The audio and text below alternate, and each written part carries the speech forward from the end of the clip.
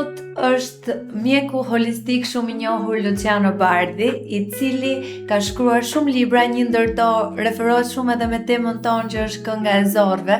Mirë se erdhe Luciano, jam shumë e lumtur që je bashkë me ne. Unë, si që thash dhe pak në intro, jam nga ato njerëzit që kam shumë pak njohuri për sa I përket sëmundjeve të zorëve, të ushqyerit shëndetshëm, suplementeve që duhet apo s'duhet të marrim. Çfarë mund na thuash më tepër për këtë? Kënaqësi për ftesën që më keni bërë. Në fakt, është shumë temë gjatë, siç edhe ju e prekët. Ka shumë informacione që ka në internet, në rrjetet sociale, suplemente magjike, pilula magjike, por në fakt gjërat më të rëndësishme për jetën e njerëzit janë ushqimi, aktiviteti fizik dhe gjithnjë gjumi I shëndetshëm. Fakt, libri që unë kam shkruar, Kënga e zorëve, synim kryesor dhe qëllim kryesor ka një jetesë të shëndetshme. Se zorët janë një tempull biologjik, janë një tempull shumë I rëndësishëm ose një galaktik universale, që nëse kujdesemi për ato na japin frutet shëndetshme. Ato mbrojnë trurin, mbrojnë zemrën, mbrojnë mëlçin. Pra, nuk ka person të shëndetshëm nëse zorët nuk mund t'i ketë të shëndetshëm. Dhe qendra kryesore e sistemit imunitar ndodhet në mikrobiom. I quajnë zorët dhe si truri I dytë. Sa e vërtet është kjo? Është shumë e vërtet.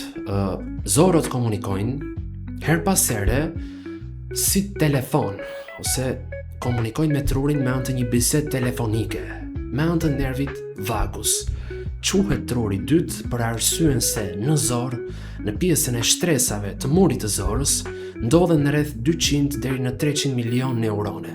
Siç ka truri neurone, ose qeliza elektrike, qeliza nervore, ashtu ka dhe mikrobiota, ose qytetarët e këtij qyteti ose të kësaj porte të rëndësishme universale dhe galaktike. Ndaj quhet truri dytë sepse komunikon her pas here me trurin. Cila është lidhja direkte që ka truri me zorën? Dhe më pëlqen shumë mënyra epitetet që ti u vendos kësaj galaktikës tonë të brendshme. Lidhet shumë me trurin sepse duhet qenë se unë thash për këtë nervin vagus, që sot nervi vagus në shumë libra është bërë I njohur. Proceset medituese, meditimi, toksimi në natyra ose kontakti me natyrën, gjithnjë këtë nervin vagus e aktivizojnë. Dhe zora her pas here është në komunikim, jo her pas here, po në mënyrë të vazhdueshme dhe deri në momentin e fundit të jetës në komunikim me nervin vagus. Pra informon çfarë po ndodh në zor, informohet edhe truri. Dhe truri kështu është si një presidencë. Ndërsa zorët janë si një aeroport ose si një skaner me rezolucion shumë të lartë, që mirëpresin ushqimet dhe I fusin në gjak. Kur kjo mikrobioma jon nuk është në balans, galaktika, si e dallon këtë trupi jon, si reagon? Reagon me disa forma, o Mikela. Reagon duke qenë se ne kemi fryrje barku. Pra, gjëja e parë që kuptohet kur nuk është në balans dhe kur nuk funksionon siç duhet, është fryrja e barkut. Dhe sikur ujë të konsumojë njeriu ka fryrje barku. E dyta është një dhimbje koke e cila mund të shfaqet her pas here. E treta është përthithja e pakët e vitaminave ose mineraleve. Dhe pastaj kështu është edhe brain fog ose truri I mjegut. Pra kur zora nuk është në balans, ne kemi lodhje të vazhdueshme edhe ankth madje. Unë jam një nga njerëzit, kush më njeh e di që kam një problem shumë serioz me sheqerin. Jam goxha e varur nga sheqeri dhe këtë pyetje do ta lidh direkt pak me veten, pse po rritet kaq shumë obeziteti, diabeti dhe problemet kardiovaskulare. Fillimisht besoj se Kandida ose një lloj myku që kolonizohet tek muri I zorës së trash bën të mundur që ju të jeni varur nga sheqeri, sepse Kandida çfarë bën, konsumon edhe disa molekula të cilat përdorin sheqer. Pra si fillim mirë, kjo lidhet me mikrobiotën. Dhe duhet shtoni më shumti, besoj unë, ushqimet që janë të pasura me magnez. Obeziteti me të vërtetë është një sindrom që sot shumë njerëz nga obeziteti kanë dhe probleme të shtuara me sëmundje të ndryshme. Obeziteti është nëna e sëmundjeve, sepse prek veshkën, prek mëlçin, prek pankreasin, sistemin kardiovaskular dhe enët e gjakut. Dhe një person që është obez patjetër duhet të kryejë aktivitet fizik, të ketë gjumë të shëndetshëm, të pastrojë mikrobiotën dhe zorët t'i mbajë të pastra. Çfarë duhet të bëjë një person për t'i pasur zorët e pastra, për t'i pastruar zorët? Agjërimi është shumë i rëndësishëm. Pra një person ose agjeron është shumë e shëndetshme për pankreasin e tij dhe për mëlçinë e tij.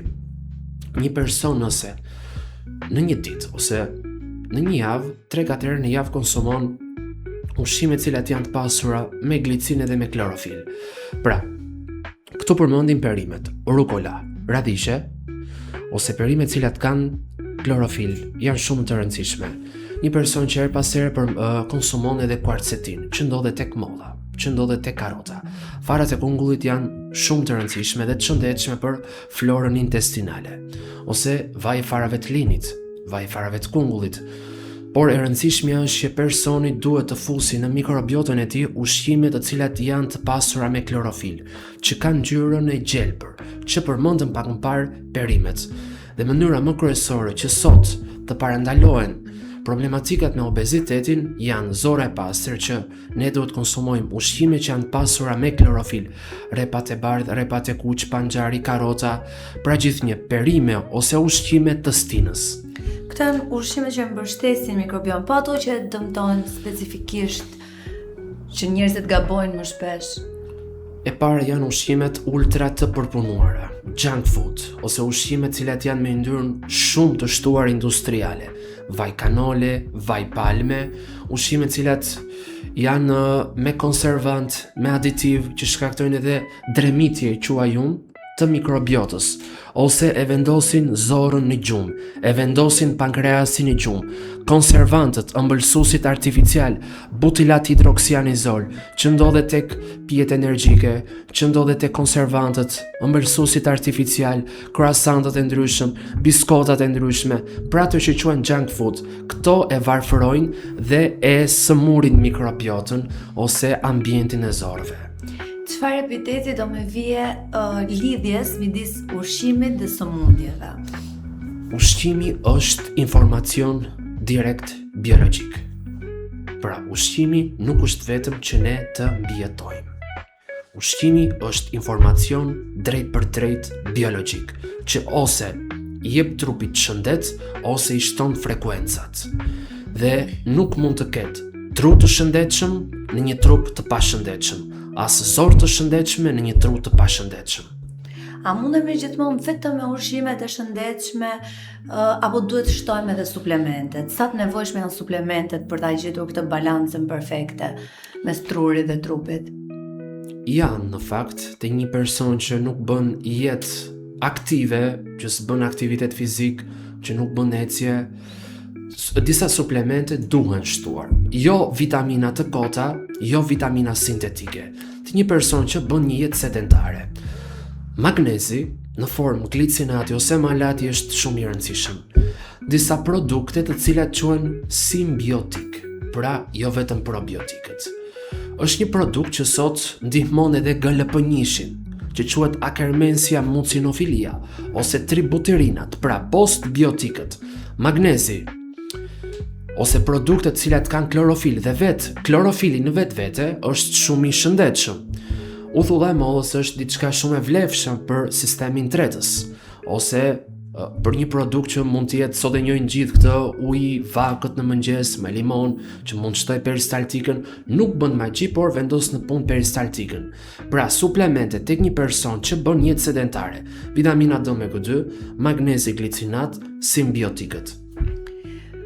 Po të bëj një pyetje paksa më personale. Nëse unë ushqehem shëndetshëm dhe shkoj në palestër, por ose ushqehem shëndetshëm dhe dal në natyrë, pra bëj tokëzim, e bëj këtë ecje në natyrë, kam një jetë më të lidhur me natyrën.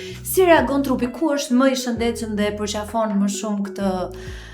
Normale të kesh kontakt me natyrën, e gëzon qelizën. I gëzon dizolonjat e trupit ton, i gëzon ushtarët e trupit ton, i gëzon qytetarët e trupit ton. Unë barkun e quaj dhe si një tempull biologjik ose si një galaktik universale që brenda ty ka yje dhe yjet ndriçojnë. Ashtu janë dhe organet tona. Dhe një person që ka kontakt me natyrën, që ka qef cicërimat e zogjve, që ka qef bulkthat, që ka qef gjinkallat, e gëzon trupin, e gëzon shpirtin dhe është në sinkron me natyrën. Dhe gjithnjë trupin duhet ta ketë ose do ta ketë të pastër. Do kthehem përsëri pak aty tek pjesa e zorëve. A është e vërtetë që të gjitha sëmundjet fillojnë nga zora? Hipokrati ka thënë që është baba i mjekësisë që ka hedhur themelet kryesore të mjekësisë moderne, që shumë sëmundje e kanë genezën e tyre ose kanë origjinën fillestare në zorë. Zorët nuk janë vetëm as depozit, as tubo, as qese, as betoniere. Janë organ endokrin, janë organ që lidhen edhe me problemet kardiovaskulare. Janë organ që lidhen edhe me problematikat e endëve gjakut, me aterosklerozat, dhe ndaj quhen dhe si tru i dytë. Më përmende pak më përpara porta galaktike, xixollonjat. Kujt i referohesh më tepër me këto epitetet? Port galaktike është muri i zorës së hollë. Ashtu siç ne shkojmë në një aeroport për të skanuar pasaportën tonë dhe të dhënat tona, ashtu dhe zora skanon ushqimin ton, ujin, toksinat, lëndat organike dhe inorganike. Pra, zorët, shtrati zorëve skanojnë të gjitha lëndat ushqimore që hynë në gjak. Dhe detyra kryesore e zorëve është që ushqimin nga ambienti jashtëm ta dorëzoj dhe ta fusi në gjak. A mendon se njerëzit si unë që nuk kanë kaq shumë informacion i kish trajtojnë zorët? Besoj se po, por besoj se dhe jo, sepse vërtet që nuk mund të kenë informacion dhe nuk mund të fajsohen për këtë, sepse gjithë lindim të paditur, por me kalimin e kohës, me kalimin e viteve, marrim një informacion. Sot ka shumë informacione, ka shumë studime shkencore, referenca shkencore që flasin për zorët. Sot ne jemi në vitin 2026 dhe sot ka shumë studime, madje vitet e fundit, pas Covidit, të vitit 2020, referencat shkencore të cilat lidhen me shëndetin e zorëve janë shtuar shumë. Dhe unë jam shumë i lumtur për këtë, që në Shqipëri kam bërë 3 libra cilat lidhen drejt për së drejti me zorët dhe i vendosin ato në qendrën e vëmendjes. Siç edhe ka shumë informacion, po cili është informacioni më i gabuar që njerëzit kanë për të ushqyerit shëndetshëm? Që është mit, por është i gabuar në vetvete. Më së shumti janë këto që një pilul magjike ose nëse ti bën shutca me detox do dobësohesh, nëse provon lëngje çuditëbërëse, nëse konsumon vitamina çuditëbërëse ose vitamina që veprojnë si një e keni parasysh atë, ka qenë edhe një film këtu që bënte një magji ose thoshte disa fjalë dhe personi shndrohet. Në fakt nuk është kështu. Zorët janë një sistem, në fakt jo vetëm zorët, stomaku, mëlçia janë si një orkestër simfonike që drejtojnë nota muzikore. Dhe nëse zorët nuk janë të shëndetshme, këto nota muzikore dëmtohen, edhe muzika nuk ka të tonalitetin e duhur. Ne kemi fatin që jetojmë në një vend që akoma kemi ushqime bio, ushqime të shëndetshme dhe ndodh që sado që mund të ham ushqime të shëndetshme, prap kemi fryrje, prap kemi atë ngarkesën e stomakut, dhe pse ham shëndetshëm. Kjo ndodh nga disa arsye që mund të le dhe të eliminohen. Siç e thatë edhe ju, Shqipëria është ende vend i bekuar sepse gjen male, gjen kotra, gjen gjelbërim dhe gjen ato mënyrat e dura për ta qetësuar shpirtin dhe gjen mënyrën e dur për ta ëmbëlsuar melodinë e shpirtit. Mirë po, ka dhe persona që ushqen shëndetshëm, që kanë perime të freskëta, kanë dhe ushqime të freskëta, fruta, perime të freskëta. Mirë po, nëse një person nuk përtyp siç duhet ushqimin, gëlltitja, përtypja, ushqimi pas orës 20 ose pas mbrëmjes e ngarkon mikrobiotën dhe i redukton enzimat. Përtypja, gëlltitja dhe ushqimi pas orës 20 janë disa zakone të cilat nëse rikuperohen dhe nëse bëhen në mënyrë të shëndetshme, pra nëse këto zakone më njanojnë, atëherë tretja përmirësohet. Edhe sot njerëzit që jetojnë në qytete, që bëjnë një jetë më të shpejtë, nuk e përtypin siç duhet ushqimin, gëlltiten shumë shpejt, nuk i japin atë ndjesinë e dur ushqimit, dhe ushqimi pas orës 20 ose në orë të vona të natës krijon fryrje. Pra dhe njerëzit që nuk kanë shumë kohë dhe kanë atë e konsumojnë atë faktin e shpejt, krijon këto problemet. Një ndër ato njerëzit jam dhe unë. Po cili është gabimi që ti bën më shpesh në ushqyerjen tënde? Edhe unë ka rasti që mund ta konsumoj ushqimin shumë shpejt, që mund të ketë arsye të ndryshme, po gabimi që unë mund të bëj është se unë mund të konsumoj dhe jam shumë dashamirësi, mund të themi hudhërës, pra hudhëra është një perim që përmban komponent sulfurik që nga ajo mund të ketë edhe tek persona që e rrethojnë ambientin një aromë të përshtatshme, ose e dua shumë pjesën e qepës, qepa përmban kuarcetin, që kuarcetina është antialergjike. Për pjesën e ushqimeve të tjera. Po veti të mira që po thua, por të keqe që është pak e dëmshme.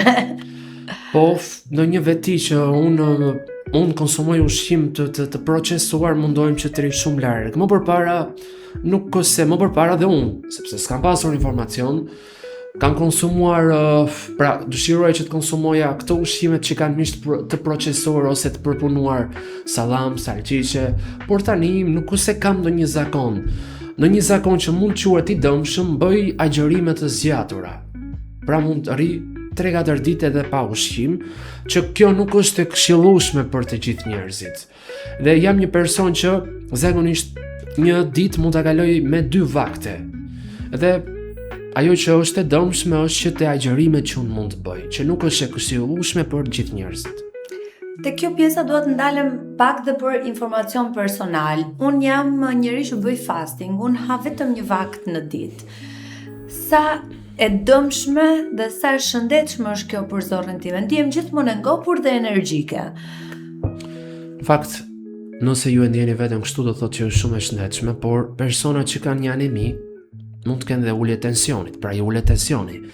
Ose persona që kanë një obezitet të theksuar, direkt të shkojnë tek fastingu drastik, nuk i bën mirë. Duhet ta kenë shkallë, si e i fëmia që në klasë e parë shkon në klasën e tretë, ose si shkronjat e alfabetit. Pra pa mësuar anë, ti nuk mund ta mësosh dot lën ose mën. Edhe persona të cilët bëjnë fasting, duhet që gjatë fastingut të marrin dhe her pas here minerale ose elektrolite, ose duhet që të konsumojnë edhe një gocë me limon. Pra jo direkt fasting, ose jo direkt agjërime të zgjatura dhe agjërime të thata, sepse i bën dëm organit. Një pyetje tjetër që unë si mami e re jam shumë kurioze, ka të bëjë me ushqyerjen e fëmijëve. Vajza ime është pak tek anjose disi në ushqime, dashuron mishin, e ha shumë, por nuk është shumë të suprat apo të këto jeshilliqet, mundojmë atë spinaqin t'ja jap pak me zor. Po çfarë do sugjeroje si duhet t'i ushqejmë fëmijët sot? Po për mishin njërë duhet patjetër ta konsumoj dhe fakti kryesor që atë bën që të konsumoj mish është se trupi ka nevojë për më shumë B12. Dhe B12 që ndodhet tek mishi për fëmijët është e domosdoshme. Pra mishi patjetër që është komponenti numër 1 që sot duhet ta kenë të domosdoshëm, sepse është një depozit me protein, përmban B12, përmban dhe disa lëndë të cilat formojnë dhe kolagjenin në trup, prolin, hidroksiprolin dhe glicin. Pastaj, nëse shtohen më shumë edhe ushqimet cilat janë me omega 3, sardelet janë shumë të shëndetshme, vaj peshku do shumë i shëndetshëm. Për mendimin tim, unë do sugjeroja që vajzës mund t'ja impononi pak ushqimet që janë të hidhura, ose një sallat me porcion shumë të vogël, sepse konsumimi i ushqimeve të hidhura, këtu marrim në sallat shumë në porcion shumë të vogël, një sallat me repa, spinaqin siç ju e thatë, çikoria, këto bëjnë të mundur që të stimulojnë disa sensorë në trup edhe personi ka aktivitet enzimash. Po patjetër mishi, sardelia, peshku, kosi janë shumë të shëndetshme. Që nga lindja e fëmijëve, nënat janë shumë sterile, por dhe në vazhdimsi ka njerëz që janë shumë steril në jetën e përditshmërinë e tyre. A e teprojmë me sterilizimin dhe desinfektimin në jetën moderne? Deri diku po, sepse ne kemi folur në këto minuta për zorët, për sistemin tretës, por në fakt ndodhet edhe një mikrobiot tjetër që ndodhet në lëkurë. Pra, dhe lëkura jonë shërben si një barierë mbrojtëse dhe shumë dezinfektues, detergjent të ndryshëm e dëmtojnë atë stresën parësore që ne kemi në lëkurë. Dhe nuk duhet të jemi kaq shumë histerik, sepse këto histerizmat e dëmtojnë lëkurën dhe ka shumë njerëz që nëse pjesën e lëkurës e kanë të acaruar, kanë dhe alergen në trup ose kanë alergji të ndryshme. Prandaj, nëse ne bëjmë kujdes me higjienën, që është higjiena sanitare, që është higjiena që quhet e trupit, pastaj për gjëra të cilat janë ekstreme në lidhje me histerizmat nuk ose kanë ndonjë kuptim, sepse dëmtojmë dhe florën bakteriale të shëndetshme të lëkurës. Tani dua të ndrojmë pak temë dhe dua të prek një nga epitetet që ti më përdore pak më parë për xizëllonjën në trupin tonë. Xizëllonja është e preferuara ime dhe ndjem keq që tani nuk janë më aq sa që kanë qenë dikur, por dua të di kush është xizëllonja në trupin tonë. Xizëllonja në trupin tonë është pankreasi. Pankreasi është një organ që unë i quaj shumë të vlefshëm edhe rëndësinë nuk ja dim sot. Është një organ që është shumë i kamufluar, mërzitet shumë lehtë, kërkon dashuri, kërkon vëmendje dhe kërkon qetësi. Pankreasin më së shumti e dëmtojnë ushqimet ultra të procesura, konservantët dhe sheqeri artificial. Pankreasi është si një xizëllonjë sepse ofron dritë për organet e tjera. Ka një dritë shumë ndriçuese dhe është si pune, është si një ylli Sirius. Siç është ylli Sirius në galaktik, ai ndriçon gjitha organet e tjera dhe i ofron trupit balancë, energji dhe gjithnjë një gjendje optimale. Te libri juaj i fundit e keni quajtur pankreasin si organi i harruar. Pse është i harruar? Është i harruar sepse detyra e këtij organit është që energjia që ndodhet në trup ose ushqimi që ndodhet në trup, që hyn në trup, ai e merr dhe e kthen në dritë. Trupi i njeriut është dritë. Trupi i njeriut është univers. Edhe tek kopertina e librit që un kam këtu tregohet pankreasi dhe një portë magjike. Pra, nëse ne kujdesemi për organet tona, i ofrojmë dashuri, i ofrojmë kënaqësi, nuk i mërzisim, nuk i trishtojmë, nuk i idherojmë, atëherë ai ofron dritë për organet e tjera dhe gjithnjë sistemin imunitar e mban të fortë. Një pankreas i shëndetshëm do të thotë dhe buzëqeshja për zorët. Si mund të kemi një pankreas të shëndetshëm? Si mund të kujdesemi për pankreasin? Pankreasi do shumë kontaktin me natyrën. I do shumë cicërimat e zogjve, i do shumë zërat e bulkthave, i do shumë zërat e gjinkalave, e do shumë aromën e dheut, i do shumë ushqimet organike, i do shumë ushqimet që janë të stinës dhe ushqimet të cilat janë të kohës, jo ushqimet të cilat nuk janë të stinës. Do aktivitet fizik, do gjumë, do dhe ushqim të shëndetshëm. Jemi gati drejt fundit podcastit, por unë dua të ndaloj tek disa këshilla që dua të na japësh, të përmbledhura në 5 këshilla, çfarë do t'u sugjeroj apo këshilloje njerëzit për të nisur një jetë sa më të shëndetshme? Të forcojnë dhe të krijojnë lidhje më të fuqishme me natyrën.